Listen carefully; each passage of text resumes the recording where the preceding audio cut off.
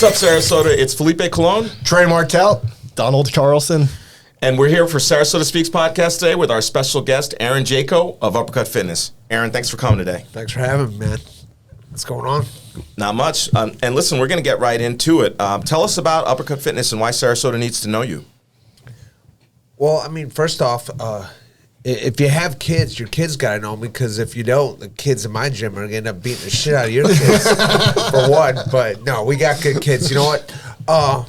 It's a great place to get a great workout in. A lot of people are intimidated by the whole boxing aspect. But once you get in there, you start to go, holy crap, you know, this is a really great workout. Not only does it hit your endurance fibers, but your explosive muscle fibers, your coordination, your balance, your proprioception, your reflexes, explosiveness. And on the backside, you are learning to box. And then we touch a little bit on everything, whether it's strength training, HIIT sessions, cardio sessions. It's just a great, well-rounded workout. We got, you know, groups, private classes, private sessions, a little bit of everything. It's just it's a great community of people we got in that gym. So if you're looking for something, you know, a little different, not just your traditional big box weightlifting gym, it's the perfect facility for you. So you've been in Sarasota a long time. I mean, long time. How many years have you been in Sarasota? I mean, on and off since I was 9, but I've lived quite the wild life, my brother and I. You know, our father was a pro fighter, so we kind of moved around quite a bit, and, you know, we've had quite a ride. Just so you guys know, if you weren't aware already, him and his brother are identical twins. I was not aware of that. I didn't know that. See, so you thought you met me, but you met Yeah. my bro. I just remember the Jeep, man. So, Okay, you know, well, that's what I remember. mine. So I know Aaron, but I don't know his brother. So whenever I see him out, I'm like, you know, give a couple We halfway. go with this sometimes. Yeah. We'll pretend to be each other, and we're like, oh, yeah. And then we're like, see you later. So, by the way, I met somebody you know the other night. So maybe when I thought I knew you, I actually knew your brother. I don't let nobody drive my Jeep. It's mine. That one was mine. Okay. Also, in case for the viewers, if they didn't notice, Brad Hannon is not here today. I'm sitting in his chair, I guess being the Brad of the day. Not my usual role, but we're happy to have our guest host, Donald Carlson. Happy to be filling in. Great. Donald is one of our previous guests with Tweeds. He, obviously, you can look at him. He's a sharp-dressed man. He makes some of the best suits in Sarasota. So, Where's Brad at? what's that? Where's Brad at? I think he's golfing, but it's raining out. So. Yeah, I don't even want to go there. know. I mean, I'm just waiting to tell us when he's going pro when he gets on the Q School tour. So Cool. So your clientele, is it majority of like people my age that want to get in shape, the younger generation, like kids learning to box, or people that have aspirations to be pro fighters? Right now, it's a little bit of everything. We get a lot of kids. Right now, around this 3:30, 4 o'clock time, we get a lot of youngsters that are coming in, and it's great because for instance, last night, you're getting a kid that you know just got his first bloody nose ever. You know, I let them spar the other night or last night, and it's something they're not doing. But we get the doctors, the lawyers, they're coming in at 4s and 5s and early in the mornings, and we have the stay-at-home moms at the 8, 9s, and 10s, and we cover a wide spectrum. My oldest client right now is 84 years old, and he's, you know, like fighting Parkinson's, and so we get it all from ages about 7 to about 84 years old, and everything in between, and every profession you can think of. It's really cool. We cover quite a demographic there. Very cool. You got any people right now that you're training that want to do it competitively that you're excited about? Oh, yeah. We got a great fighting team. We had a kid just beat the number 3 kid in the nation, someone my brother's been working with since he was 8 years old. He's like a son to us. We want to kill him half the time. But he's learned that, you know, me and my brother basically is his second and third father. You know what I mean? He looks to my brother like he is his father. And so he understands we're tough on him, but there's a reason. Here he is beating the number 3 kid in the nation. And here's the crazy story about the kid. He lost his first 19 fights with us. Really? First 19, and we told him, we're like, just hold on. There's like this maturation that happens, and we promise you one day you're going to be kicking butt. And so we take him down to tougher gym, and he gets his butt handed to him, and my brother said, don't worry, you're going to get him, and keep going. So my brother says to him one day, he says, you got this, kid. Here's a $100 bill. You put him on his butt. He went out there, put him on his butt. My brother gave him the $100, then went back to spar him again. The kid never wanted to spar him again. We're like, get ready for that, because now this is what's going to happen. These kids aren't going to want to spar you anymore. You're going to become top dog. And he is top dog now. He just won the state title. What age we talking? He is now 21 years old, and so now it's on the verge of, hey, it's pro time. And so we got him. I got 2 others. You want to give them a shout out by name so we can feature them? Oh, yeah. Nico Costa, what's up? Guys Reyes, straight from Cuba. What's up, homie? Does he have a cool boxing nickname? I mean, I give him the nicknames Okay. like Love Bug. is that his nickname? See, like I bust all their balls, I give them their names, and so with a name like Love Bug, you learn how to get really tough quick. Well, also for those not from Florida, beware the love bug. They come twice a year. Those are vicious on the paint of your car. That is it's true. rough. And then EJ Griffiths, he was a former review football player. He's doing great. So those three, I can show you texts from promoters right now that I'm talking to, and they're like, what do you guys got down there? Because no one wants to fight your three boys. And I'm like, perfect. So we'll have to bring fighters from out of state. And I tell them, I go, listen, the world we're in now is so different from when I grew up fighting. You can look at these kids, they have these Instagram posts. I'm like, stop putting your stuff all over for the world to see. First off, you're giving your opponents more stuff to study. And second off is they're seeing you highlight reels and they don't want to fight you. So how are you going to get fights if you're scaring the crap out of these kids before they even get in the ring? So exposure backfires in the a world lot of of times boxing it a little can. bit. Yeah. In that world, it definitely can, So that's interesting. You've got kind of a hybrid business model, right? Because you've got traditional group fitness, which there's a lot of group fitness in Sarasota. I mean, there's a lot of options, Tons. right? I mean, we've had Well, people. it sounds to me the group fitness funds the operation, and then the fun is really working with the kids, right? Well, it's funny. My brother and I, we've always talked about this because we happen to be like, I want to say entrepreneurs and smart guys that actually love just fighting. I mean, we grew up fighting. We were foster kids for a little bit. My father fought Mike Tyson, Buster Douglas. My father was the first guy to beat Razor Ruddock. Your father is not Buster Douglas. My He dad fought Buster. fought Buster Douglas, fought Tyson. Beat Razor Ruddock before Tyson did. I mean, for people who don't know boxing or aren't passionate about it, like these are obviously everybody knows Tyson because these are the names of the 80s and 90s. I mean, Razor Ruddock was he was I mean, unbeatable for a while. Exactly. Yeah. So my father fought all these guys that were like the big time in the 80s and 90s, and really the only two I can think of they didn't fight was Evander Holyfield and Riddick Bowe. The rest he fought them, Tommy Morrison. And so with a father like that, he's all over the world. You're kind of getting your way through life, and your dad's gone a lot and stuff. So me and my brother ended up in foster home, but we like to fight anyway. So we were scrapping everybody, but my dad's like, "No way are you guys fighting? You guys are gonna be like doctors." I'm like, "Yeah, right." Have you seen my grades? I'm like, I'm not gonna be a doctor, but whatever. So I go off to college, and while I'm there, the best story about this whole thing is my dad knew I was a tough kid, and he knew my brother was too, and he says to me one night, he goes, "Hey, Aaron, you want to fight?" And I'm 16 years old. And I go, "Yeah, sure." Like, when? He goes, "Saturday." I'm like, "This Saturday?" I'm like, "It's Thursday." He's like, "Yeah." I was like, "All right." So I go in the backyard and I punch a heavy bag for like 10 minutes. And I walk in. I'm like, "I'm ready." And I went out there. I'm 16 years old. My first fight that ever goes down for USA Boxing. I fight a 23-year-old guy, bloody his face. Rest is history. And so my career took off then. Wait, you had a bloody face or he had a bloody face? He did. Wow.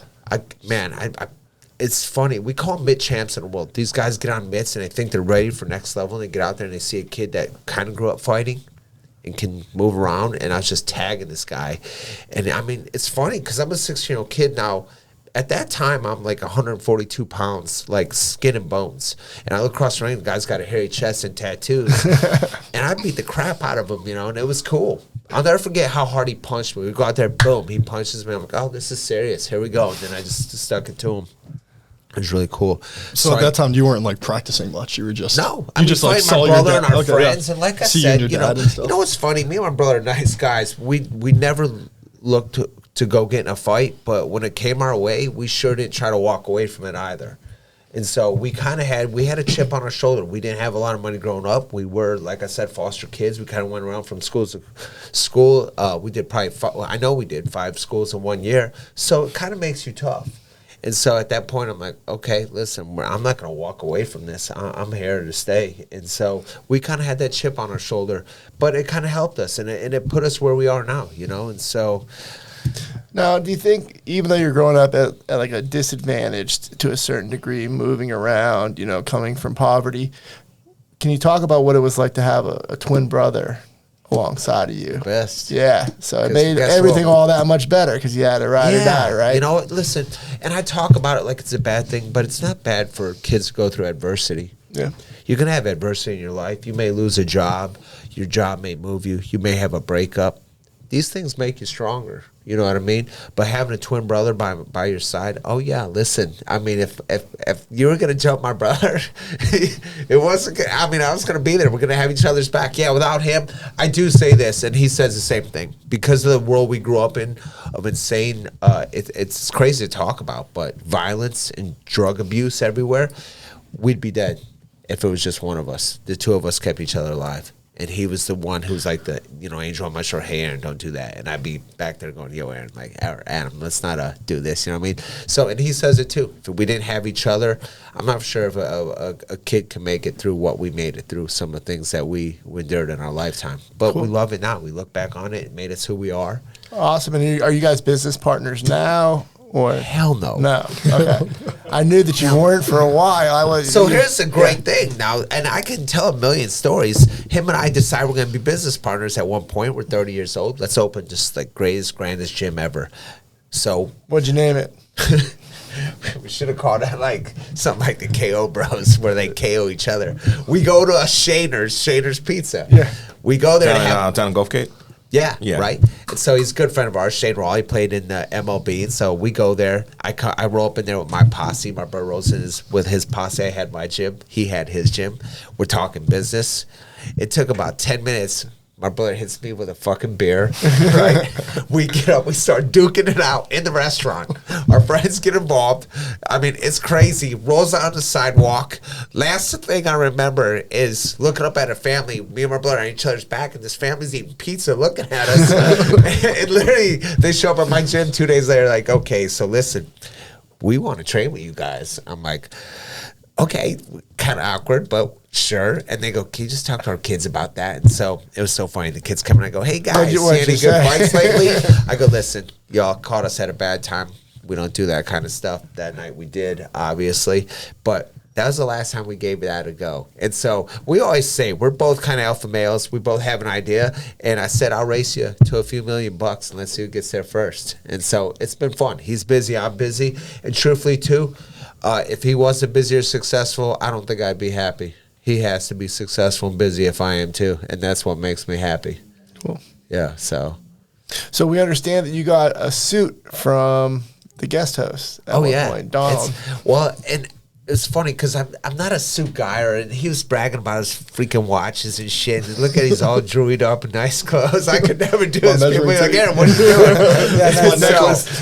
I'm a big fan of the measuring tape. Me and my dad see you walking around downtown, and we're like, man, that guy's marketing is on point. But I said I needed a suit because you get invited to these functions. So I hit him up. I said, I want to come down for a suit. And I said, I had an idea. I want this like black suit. And I said, put a bunch of alpha males in it. So I went with all my favorite fighters. Marvin Hagler was my first hero growing up. My father knew him from the Detroit area. He was training in Saginaw for a while. And then I liked, you got to have Muhammad Ali, of course. He stood for many good reasons, but was also a great fighter. You had Tyson Fury. And then I also decided to put my dad in there, my brother's son at the time, my son. And then I put Donald Trump. And so I put Donald Trump on this side. Everybody's like, cool, freaking jacket. And then I go like this. And then you get like your liberals or your Democrats like, you're a real piece of, And I'm just like, what? I'm like, this is cool. They're like, yeah, not so much. I'm like, whatever. And then other people are like, oh my God, that is awesome. So I've got a few photos and videos of it on Instagram. Most of the crew I run with, they love it. The jacket is pimp. How big was this jacket? You could fit all that stuff in there. I mean, the whole lining on the inside. The whole thing. Yeah. I mean, and then remember, you flip up the collar and it says "fuck you." Oh, that's right. So yeah. So I'm trying to remember when that was. Was that That's like years ago now. I've always wanted to come down there and get like my brother one and get me one and kind of do ourselves up really cool. So we go somewhere and maybe we'll meet you at the watch place and buy a freaking watch too. And you put us in some fancy shoes. But there's the thing with you guys because I'm much older than you, I believe. Right? I'm 31, yeah. Fuck, I'm way older. 31? You look like 40. Are you serious? Put myself okay, no, someone actually told me that the other day, and I was like, really? No, maybe you I do do. look older than 31. But age is a favorite topic on the podcast. Well, it's funny because I looked like I was Coming 12 from until I was a senior 1945. in high school. So yeah. I know a lot of guys like that. They'll look the same for basically like 20, 30 years. That's, believe it or not, that's good for business. All the guys I know that look like that are very successful. So take that as what you want. It's the tight pants y'all wear. I That's just what- don't know how y'all do it. I can't do it. It's very I really uncomfortable, can't. you know? Hey, fashion is pain, right? exactly, yeah. All right, cool. Let's hear some more stories about you and your brother. What do you got?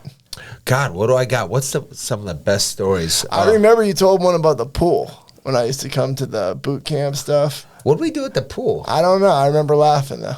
What are the Trey at a boot camp? What is the boot Yeah, camp? he said I was trying to work off my baby fat, but I call it Dickie Doo. I mean, listen, I have a lot of fun with all my clients. And they love me too. And generally too, you know who you can mess with and who you can't. But I think everybody knows how I am in the gym. Like, boxing's such a serious sport that I like to have a lot of fun with it. I do. And in fact, the Love Bug name that we call one of the kids on our team, Kirby's his name. His name is Kirby. Well, I thought Herbie the Love Bug. So I call him Kirby the Love Bug. Well, the newspaper come out and decided to do a story on our whole team. While I'm in catching mitts, I'm running my mouth like I always do, because as a boxer and growing up the way I do, you become a great shit talker. So I'm going, hey, Kirby Love Bug. Y'all, this is Kirby Love Bug. In the paper, it comes out. Kirby the Love Bug gets ready for his fight. His dad was pissed. I'm like, are you kidding me? This is epic. You need to put Love Bug on the front of your shorts, because there's always that one boxer who's like jacked and ripped, and on the front of his shorts it says chunky. And I think that is so cool. And it's so good to make fun of yourself and say, yeah, I'll call myself chunky. I know I'm not chunky. It's a good marketing Kirby, you're play. not a Love Bug. Everybody knows you punch people in the face. But the name is funny. And his dad was mad about it. It's like, whatever. He got no sense of humor. Kind of relating to that, I mean, what percentage of your business is kids? And I ask that because, in other sports we've got like, soccer moms, baseball dads, football dads. Are there like boxing dads and moms, and do they ridiculous? Like, and how involved they get with you as the coach, and do they overstep the line sometimes? Well, when I wasn't married, for sure. When I'm first younger, it's so funny. I told this story yesterday because this old Nelly song come on. I love you. That song, right? Whatever that was called. Bushel and and so a peck. this little son had made me a CD and it said, to you from my mom or whatever. I'm like, oh, God. I'm already hooking up with your mom. Or whatever. But that's when you're single. Now, when it comes to, and that's horrible to say, right? But it's the truth. I mean, you're a single guy. You own a gym, right? Yeah. It really depends how much they get involved on the amount of how much in boxing or. No, but I grew up. I'll give you an example. I grew up playing soccer, and some of the soccer dads, when it gets in the heat of the moment, they're practically on the field trying to make the calls, And if there's a particularly bad penalty, they're hopping out there yelling and screaming. Boxing is a little bit more scary of a sport and intimidating. Yeah, me and I our think brothers so. also become promoters, and you will get the family, and I mean, when the Puerto Ricans come out, because everybody knows this in boxing, we have our Mexicans, our Puerto Ricans, the Irish in each nation, and each country thinks, where they're from, that they're the best. Hey, don't leave out the Italians, or we're gonna get some. Oh, and if you're Italian, you definitely have seen 20 Rocky movies. There you go. And you think you're a boxer, right? But, they try to get involved, but because of the boxing and who we are, it's not, I don't think it's as bad, because I've been out there to baseball coaches, and my son plays baseball. He's a little guy, and I've heard, the baseball moms and stuff, they go crazy. The boxing parents, I think, are very happy with what they get from us. We push their kids hard, and we also try to preach them, this is not about having to go out there and win. We're trying to make your boys, strong young men who learn respect. And I've heard this before where mothers will say, hey, I put my son in Taekwondo because, I want them to teach him structure and respect. I'm like, what do you think boxing does? I'd say boxing does that even more, and not for nothing, but we kick the crap out of karate and Taekwondo kids, and that's not trying to be a tough guy. It's just the way it is. It's, when was the last time you got beat up by a guy who did Taekwondo? And I'm not trying to be a jerk about it, but there are certain levels of fighting. Do I want to get on the floor with a guy who does jiu-jitsu? Absolutely not. But if you were to tell me some guy who does Taekwondo, he's a black belt, he's going to kick my ass, I'd be like, yeah, I'm not that scared. It's just what it is. Well, I mean, I think most elite athletes these days have recognized that boxing is probably the hardest sport. I mean, my wrestling coach used to say that when I was coming up. It's the only sport where you're literally getting hit in the face, and that is the game, right? You know, so there's I've said that all the the level time. of conditioning you need to withstand that and also dish it out. You have to have such a mindset to want to get punched in the face. It's funny. I always say this. I got some videos of me when I'm fighting. I got literally a shaved head. My whole head is shaved except for a ponytail comes out the back of my head. So I got these big blonde braids. I got these tattoos. I'm ripped up. We got to get a picture of that. Oh, I'll show you a video. It's pretty epic. Like, people are like, God, you're a nut job. And guess what? I was. And so, right down, I was a nut job. Clip it. Here's the thing, right? But at 30 years old, all of a sudden I get married and have a daughter. I tell everybody that when I had my daughter, I should just retired from that sport, because no longer was I that guy going, I don't care if I die in that ring. I was going, holy crap, I got a daughter. I want to live forever. I want to see her do things. It changes you so much that something like that can make you now you want to take a punch in the face just as good. Then also age comes in. So I actually retired from fighting. I took my last fight in Germany. I retire for 6 years. And at 36 years old, I was like, God, I kind of miss it. I feel like I could still do it. I come back. I have one pro fight.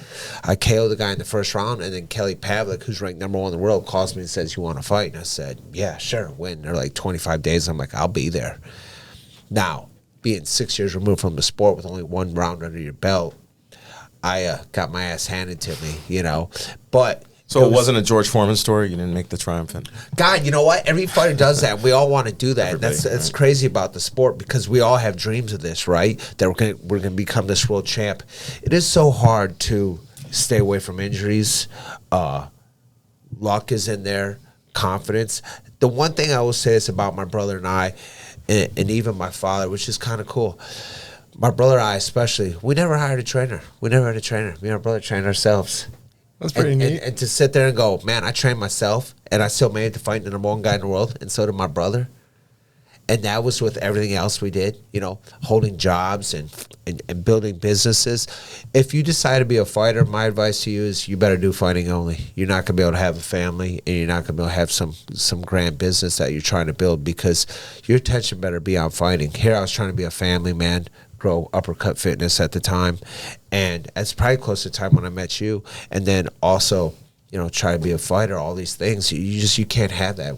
Fighting is so serious that you better be all in, because if you're only trying to do it part-time, which I wasn't, because I worked really hard. I took pride in how I looked for a fight. I always said this, if you beat me, you're damn good, because you weren't going to beat me because I was out of shape. I took pride in, I'm going to be in shape, and I'm not that guy that, because everybody knows this in the world of fighting, there's what's called gatekeepers. My father was a gatekeeper. They would call my dad up and say, hey, we got this young Mike Tyson. You're coming to get your butt kicked, because we're going to build his resume. But you're 19-3, you're a big guy. When he beats you, people go, oh, man, you look pretty good. If they made that call to me, the first thing I'm saying is, well, your boy's not beating me. I'm not coming here to lose. I always took pride in, I wanted to win, you know, no matter who I was against. So even to this day, they always say, would you like a rematch with Kelly Pavlik? I'm like, well, yeah, we're a little old now, but yeah, let's do it. Let's go. Let's run it back, right? Because that's what you say. People always say it. They go, hey, could you beat so-and-so? I'm like, yep. Could you beat so-and-so? Yup. Because if you say no, then what are you in the fight game for? You're supposed to believe in yourself 100% that you can go out there and give it your best shot, you know? And so what do you think about all the trash talk on like UFC and stuff? Do you like that? It's entertaining, but it's entertaining, but because no one's going out there and saying, yeah, I'm losing. They're just like, no, I'm gonna right, beat no, you. it's definitely entertaining, and let's face it, in the world that we're in now, right? There's a difference, and we say this all the time. When I'm a kid growing up fighting, and I'm fighting as a young man, we kind of walk the walk, and then we talk the talk. These days now, you look at a kid, it's so funny. I went out to wash the side of my gym today because a kid barfed all over the side of the wall, and there's spaghetti all on the outside of the gym. Looked like he ate it 5 minutes before class. It's just a fitness class. But if you were to look at his Instagram, Listen, that's how you know the workout's good, when they're cleaning up barf as the next class is coming in, all right? You know what's funny? I tell everybody, I go, hey, listen, this happens a lot.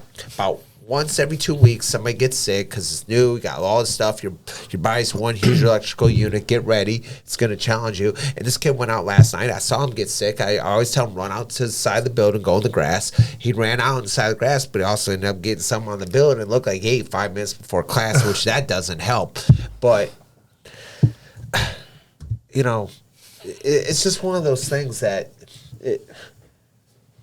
what can I say? I mean, it's a challenging sport. And I mean, when it comes down to it, so back to your question, seriously, like 15 minutes ago, it's our kids that are probably only make up 15% of the gym, but it's our kids that always barf. You know, it's when they first come in, because a lot of them are now being challenged for the first times in their life like that pretty hard. Like Trey, for instance, you've been in gym quite a bit in your lifetime. Yeah, and I have also barfed at your gym. Which surprises me, because most of the time, by the time your age, right, they've been challenged so much with different stuff. They come in, they go, okay, like, no, I'm good. I'm going to make it. This is hard, but I've made it. But I'm glad to hear you barf. Congratulations. I had a few glasses of wine on a Friday night. Exactly. And I was like, I'm not going to skip this workout. No excuses. If I got to puke some wine up, I'll make it to the workout. I love that. If you remember my old gym, I had it was called the Wall of Shame, and it was a Polaroid of everybody who's ever barfed in my gym. And I always say this as a trainer, I don't want to make people barf. I don't. It's like it can be disgusting, because on the way in, and then also too, you're like, okay, did you wash your hands? You're still wearing hand wraps, like. Anybody can make anybody barf. I want you to have a great workout. I want you to really love the workout. I want you to learn something. I want you to see how hard we work. And then on the backside, not get sick and say, I want to come back again. Because a lot of times, you lose a female if she's embarrassed, for sure. Some people take it as a badge of honor. I don't think it's necessarily a badge of honor. It's just, it happens. And, hey, hopefully you come back. But I need to bring out the Polaroid and start doing the wall of shame again. Bring it back. Hey, Sarasota, we're having a great time getting to know Aaron Jaco of Uppercut Fitness, but we're going to take a minute to get to know him a little bit better with Rapid Fire. What's up, y'all? This is Aaron Jedi Jaco with Uppercut Fitness. This is Rapid Fire.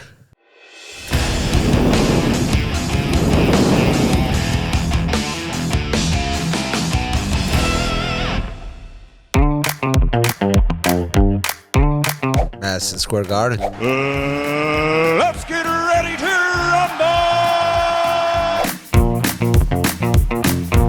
Welcome to the jungle, baby. Welcome to the jungle. We got fun and games. You know what? I'll be honest with you. It's like engines. I mean, I'm so impressed by someone who can freaking fix a freaking engine or put them together. I just think it's really cool. Joe Calzaghe, which no one would know. Joe Calzaghe was trained by his father, who had no experience in boxing at all, and he's just a skinny white guy. And at the time, I'm sparring Jeff Lacey, who's IBF champ, a friend of ours in St. Pete. This guy was like the next Mike Tyson. He goes over to England to fight Joe Calzaghe. Well, Joe Calzaghe beat the crap out of him, and then comes over here, beats Bernard Hopkins, beats Roy Jones Jr., and he's never spoke about in the possible top fighters ever, but retired undefeated and beat every great fighter out there that's known the man at that time during his era. TikTok for sure. Donald's jackets.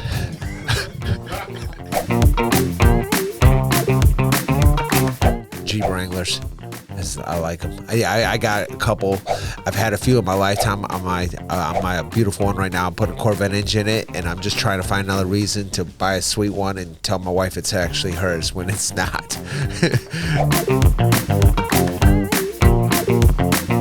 Don't worry, you're gonna get laid one day. Yeah, baby! Yeah.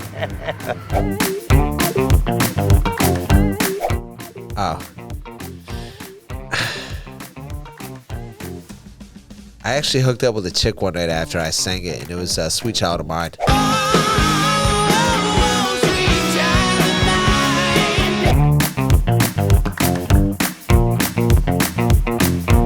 Oh, the box ring. You can bring up somebody, and I'll get nervous just thinking about wanting to fight him. The Mount Rushmore of boxers. You have to say Muhammad Ali, not just because what he did in boxing, but for what he did the world. I do love that athlete because he did stand for his cause, his purpose, and that one, something truly that he believed in. I have no beef with that. And then if we're talking short times, because we all speak of Mike Tyson's kind of phenomenon, because truly he was only just unbeatable for very few short years. after that, he's actually lost 6 times in his life. Most people don't know that. But I'll put him up there.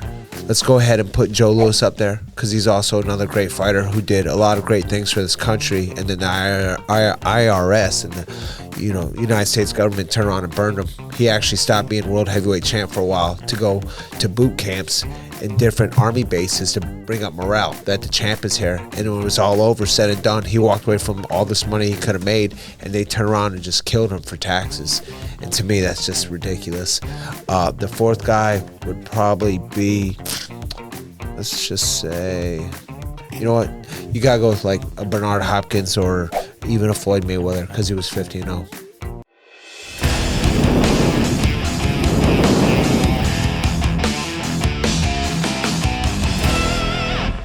So, what do you think about this, like, celebrity boxing, influencer boxing? Are you into it? Do you hate it? Are you indifferent? Yes and no. Yeah, kind of okay. back to what his question was, and I never answered it, about the trash talk. It's hard to say. Listen, when the guys can actually back it up, I don't mind it. It's kind of like that. I love that quote that Tyson has about the internet. Is that, it gave a lot of people the chance to talk a lot of shit without getting punched in the face, right? Well, a lot of these guys who are doing it now, I get calls from YouTubers nonstop. I got one today. He'll be coming down, I think, tonight to just check out the facility, but they all want to do it, right? And then they get there and go, oh my God, this is real. And I'm like, yeah, like, did you not think it was, And it's amazing how disrespectful they can be. And I feel like going, hey, kid, like, I had a kid call me about 2 months ago. He's been really rude on the phone. He said, well, I want to come down and spar. So I said, well, what's your experience? He said, well, I've done a little bit. I said, well, bro, I said, if you're looking for sparring at my gym with some of the kids I train, I'm like, you're not ready for this. And he's like, is that the way you talk to people? I'm like, what do you mean? He goes, you just like said, like, I'll if I come down there, like these kids. I go, let me give you a heads up. I said, What was the YouTuber's name?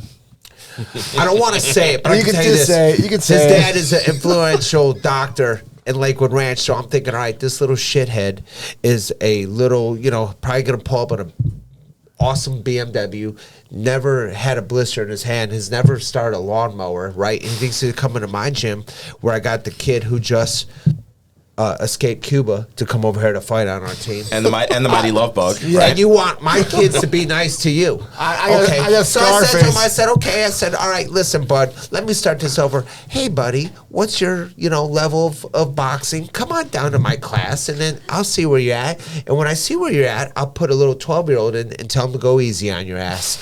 Dude, he was so mad, right? He was so mad, but I'm like, what are you thinking? Because he called me up and he said he wanted like a fake spar match. I said, you want a fake spar match, but you calling a real boxing gym and calling out real boxers. Oh, so he could get footage He for was like trying to his. stage some shit. I said, Yeah. I called my brother. So me and my brother, we love doing this. I called my brother. I said, hey, do me a favor. I said, call this kid up and say, hey, my brother's a real asshole. Come on down to my gym. I'll take care of you.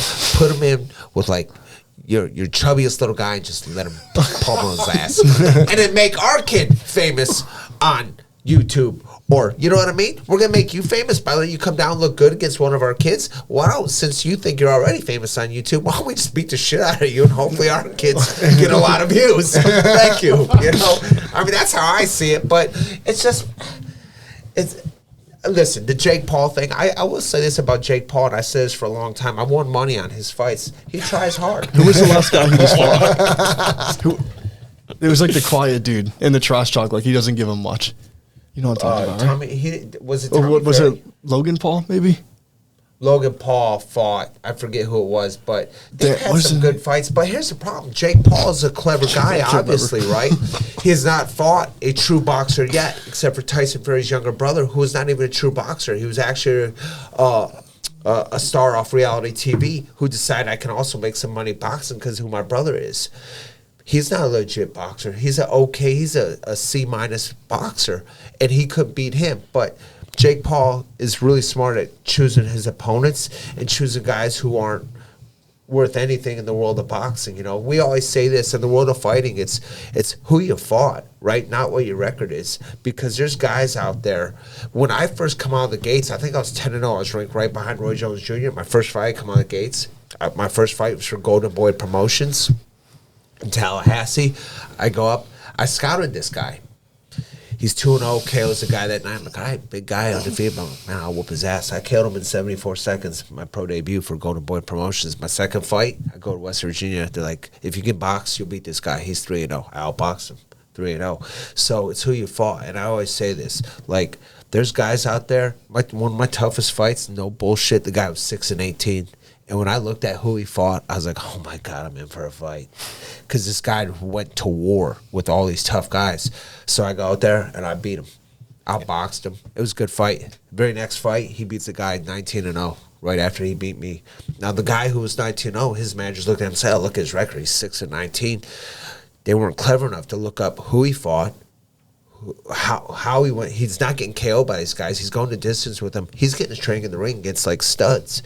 And so right after I beat him, he beat Sammy Retta, who's 19-0. And so, but back to the YouTube thing. I mean, it's great for some ways. We are getting some new viewers, but also too, it's kind of watering down the sport. I started training just recently. Al Heyman's partner, who is the manager of Floyd Mayweather, he just moved to town, so I train him now. And so at first the guy walks in and tells you, you're like, oh, no. I look him up, I'm like, holy crap, this is legit. This guy is really cool. So him and I have this great relationship. He knows a lot about boxing, so do I.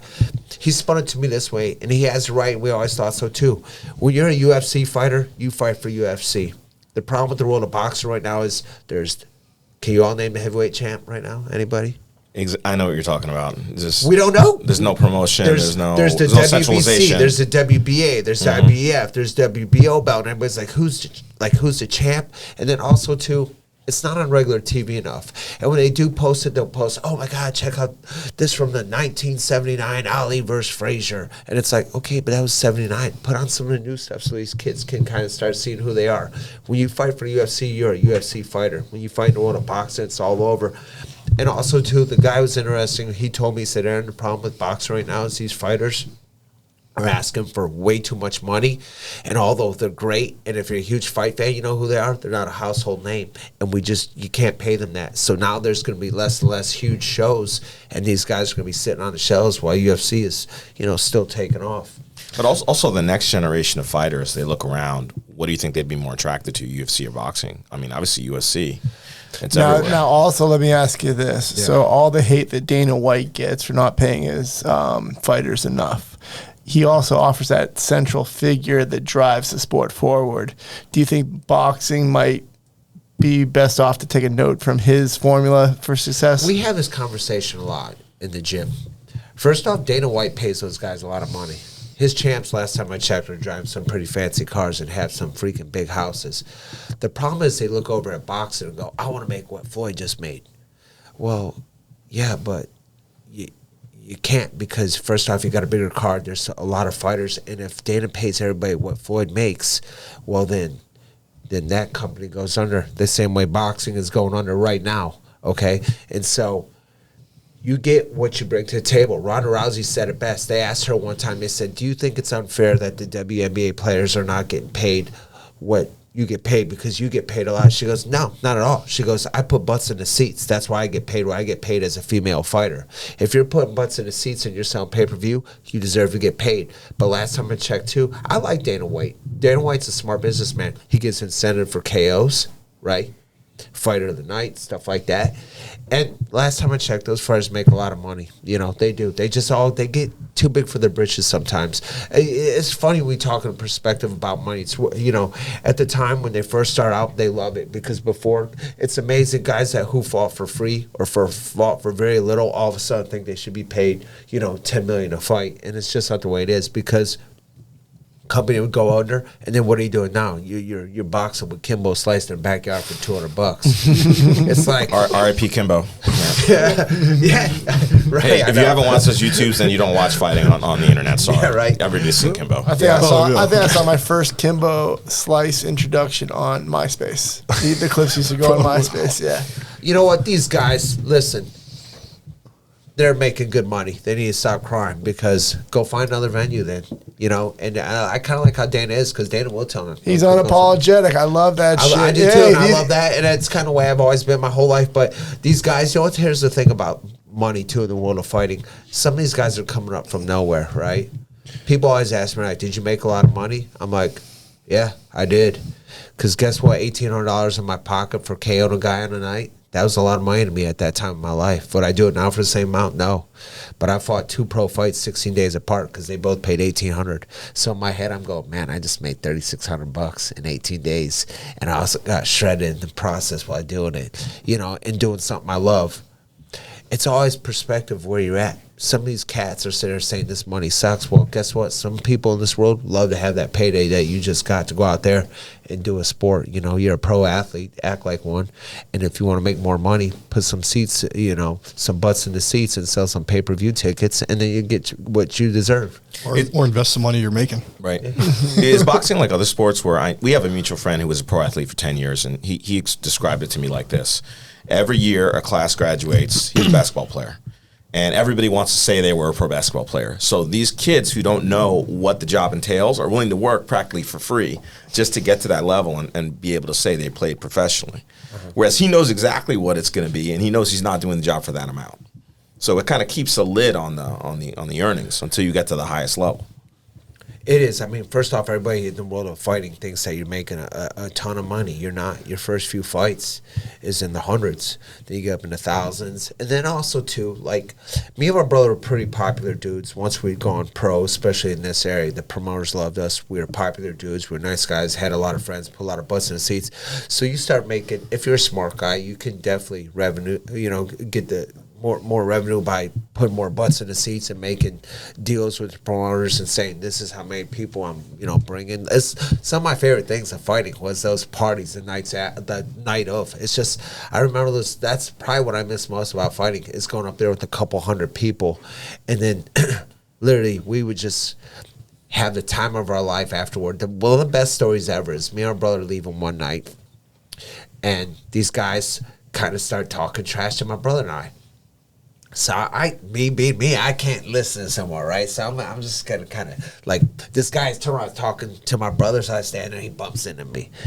Well, we start having an exchange of words. Next thing I know, it's like 6 on 30. We're fighting 30 of them, and there's 6 of us. And me and my brother have some tough friends, and then we have also our friends who we consider our clients, who are our lawyers and doctors, and now they're not tough, right? They've only done our fitness classes. They like the idea of boxing, but they don't want to do it. They want to hit your hands. They don't want to hit nobody, right? So they're all hiding behind cars, and they watch me and my brother, Tony Spain, who's died, great guy at the time though, Jason Schultes, Jim Gallery, former NFL player, friend of mine.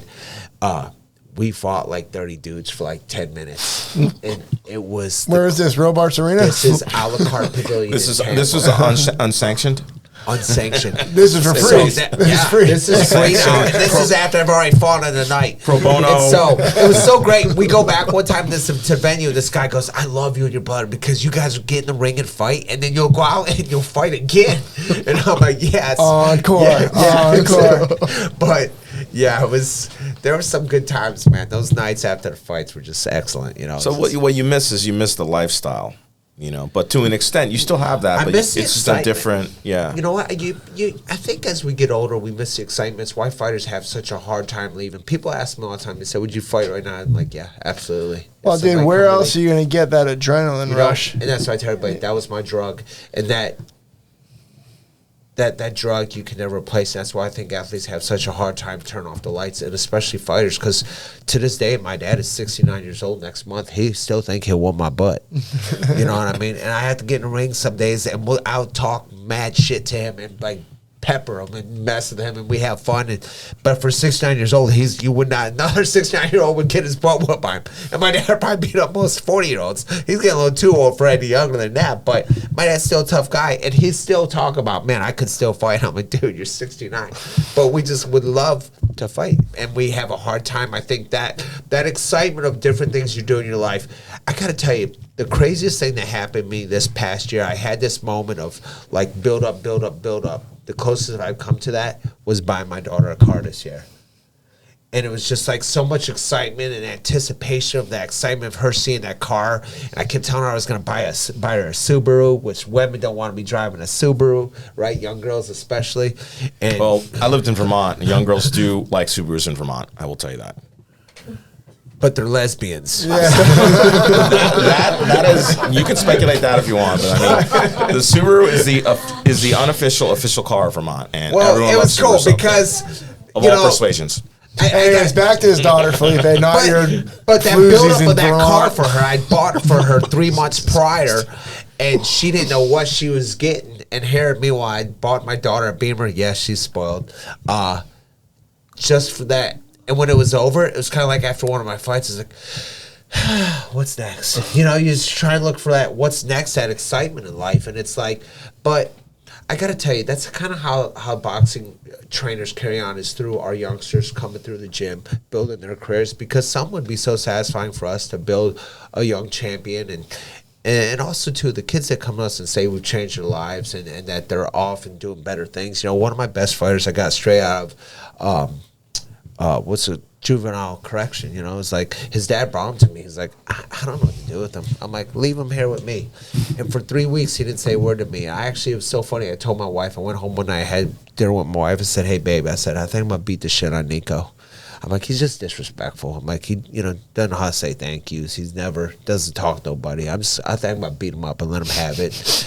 And literally, the next night we went to the gym, and him and I had some kind of conversation. And you know what I said to him when he was leaving? I said, hey, do me a favor, because he's getting to be a good little boxer. I can see that he's got something. I said, be good. And he kind of like smiled at me, and I'm like, damn, that's the first time I ever heard somebody say, be good. I'm counting on you to pull your half, because I want you to come back, because you have potential to do something great in your life. But if you go off and you decide to do something stupid with your buddies tonight, you can be back in the cell, right?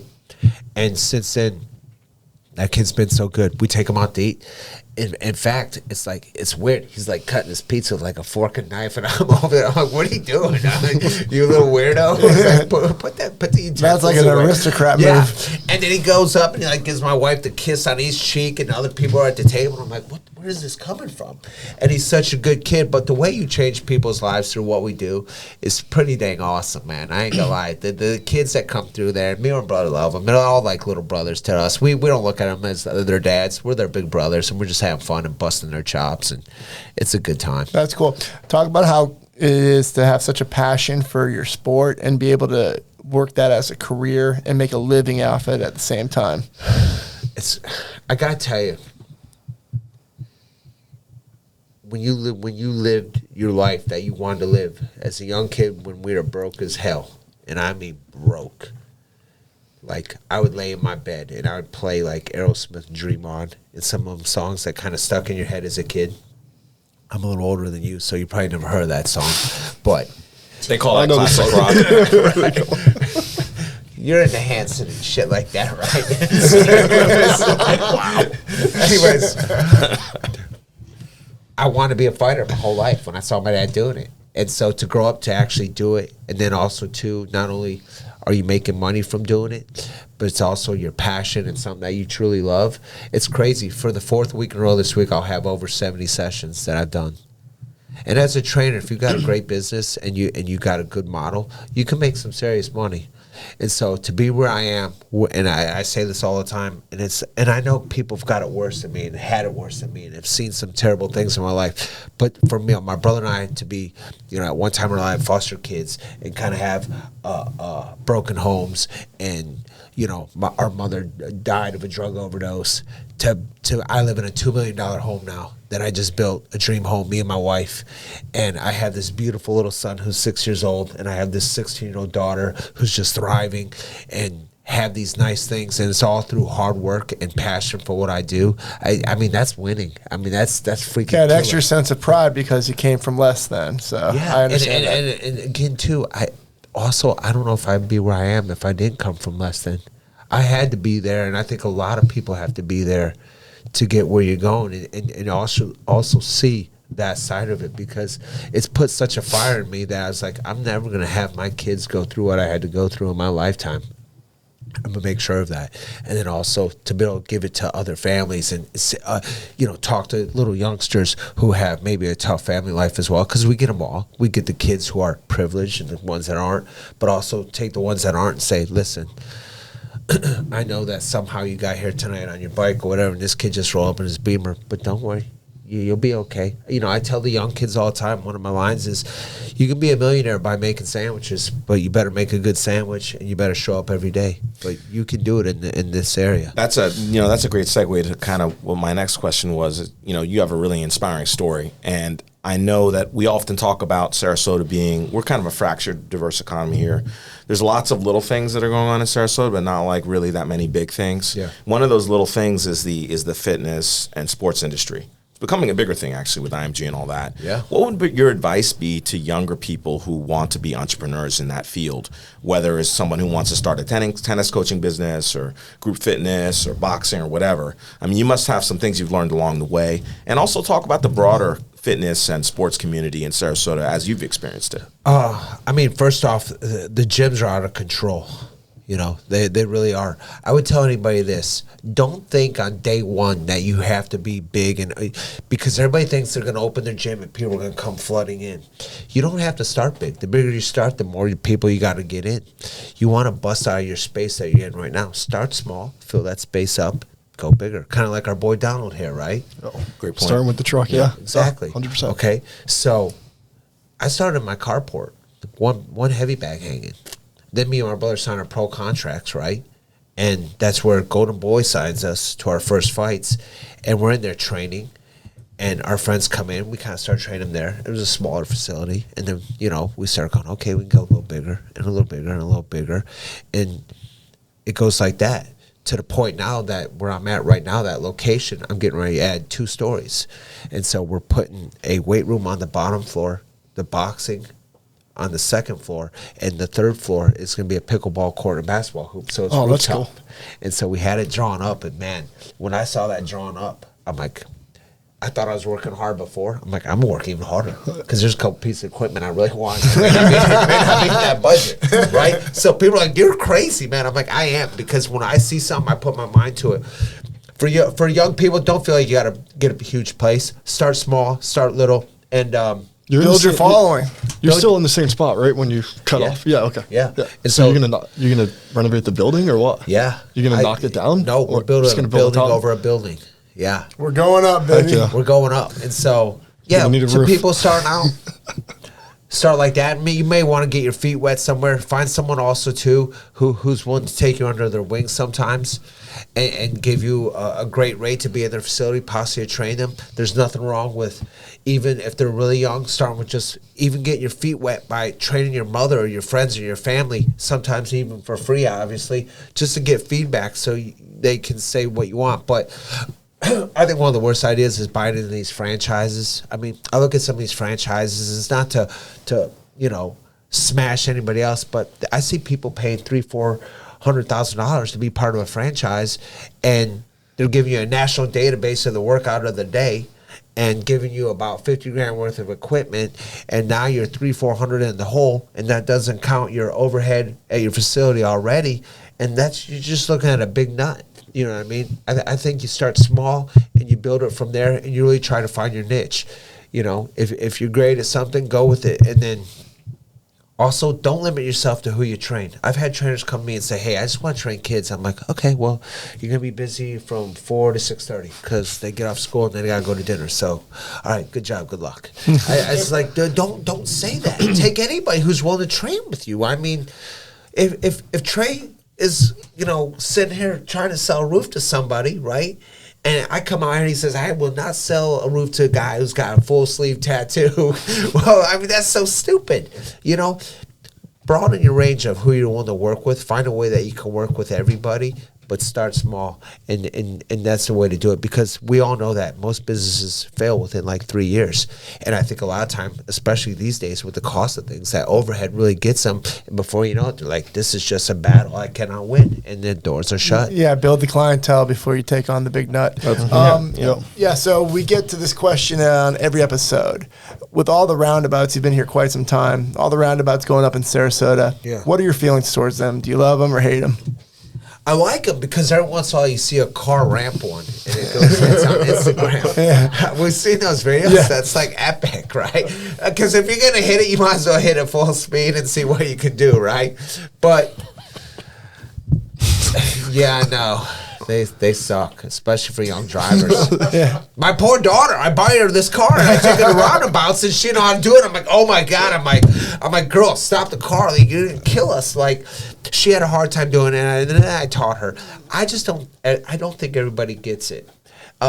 They say it like increases, like it helps the flow of traffic. Maybe that's true, maybe it's not. But does it really help the flow of traffic if there's a car wreck in it every day? Look, let's I'll have to check the study, see if they have that. You know what? You're the first person to describe it that way who's been on here. If there's a wreck, then the traffic doesn't flow as well. Even if everyone lives, it holds up the traffic for the until they get it off the road. Correct. So you look at statistics. Okay, we had to wait a minute longer. Well, if there's car accident every day, it's now. Eats up an hour or two to get it cleared out. Yeah. So yeah. But whatever. I guess they look nice. Who's in charge of that? Is that who's our mayor now? Kyle.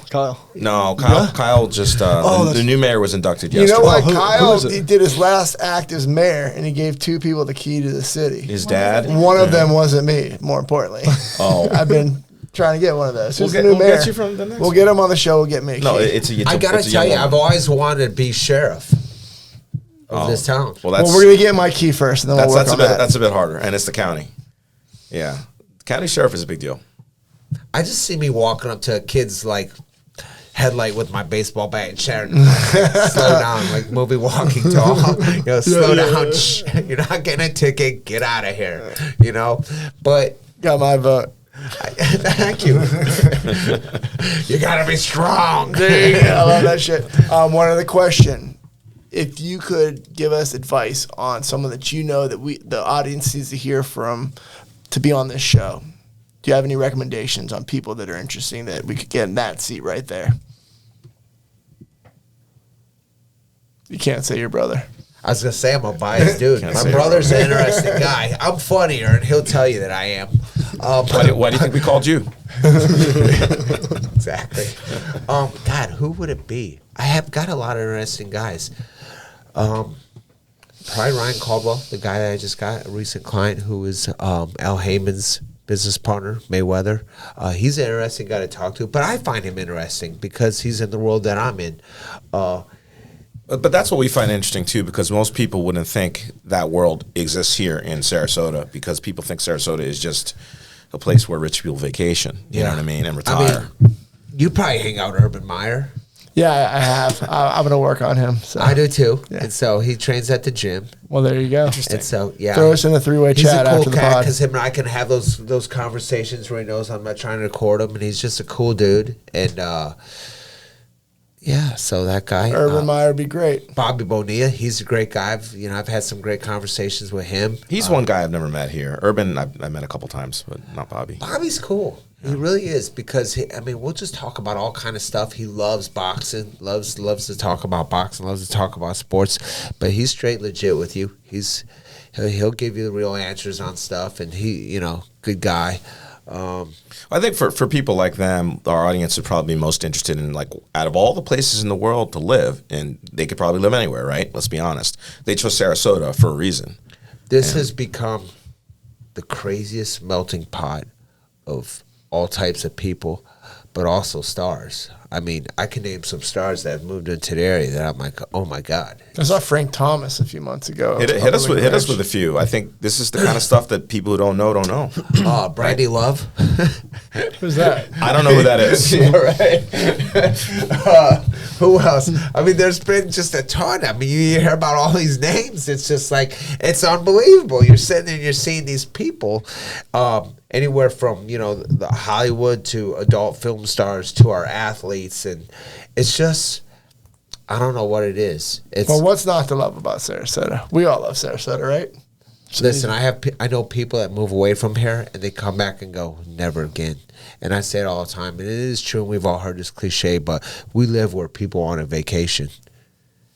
I mean, that's pretty amazing. And I also have a client, she always says OIS, only in Sarasota do you got, say, the beach is over here, theater over here, music over here, circus over here, this over here, art over here. There's so much going on in Sarasota. It's just really And cool. uppercut boxing over there, down on, what is it, Constitution? 100%, Yeah. right across Constitution. Best gym in town, man. Rock and roll. Well, we had a great time getting to know you. Thanks so much for coming Thanks on the for pod. guest hosting, Donald. Appreciate you. Thanks for coming, Donald. Yeah, of course. Hey, man. You Great bet. to See meet you. more. We love that.